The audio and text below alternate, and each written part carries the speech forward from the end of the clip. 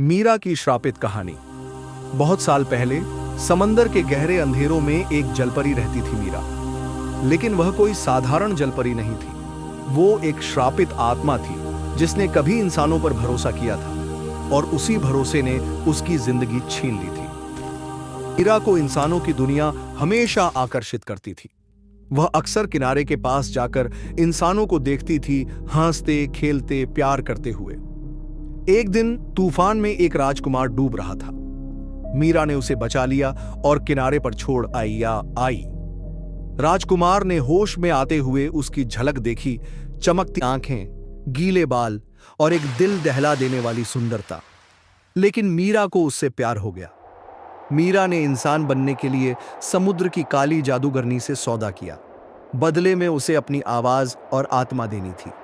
लेकिन जादूगरनी ने चेतावनी दी, अगर तुम्हारा प्यार सच्चा न निकला तो तुम समुद्र की आत्मा बन जाओगी, एक भटकती तड़पती पिशाचिनी जलपरी। मीरा ने सौदा मान लिया। मीरा इंसान बनकर महल पहुंची। राजकुमार उसे अपने पास ले आया, लेकिन वह अब बोल नहीं सकती थी।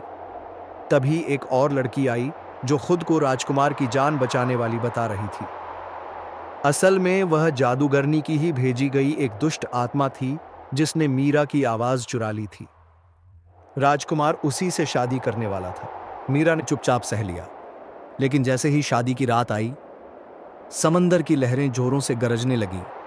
आसमान काला हो गया, बिजली कड़कने लगी।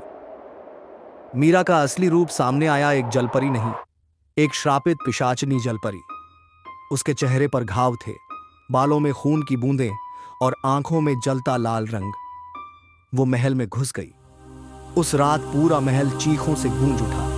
राजकुमार की चीख, उसकी नई दुल्हन की चीखें और फिर सिर्फ सन्नाटा। आज भी कहा जाता है कि उस महल के पास जो भी समुद्र के किनारे जाता है उसे एक मधुर आवाज सुनाई देती है। अगर वो उस आवाज की ओर गया तो फिर कभी वापस नहीं आता।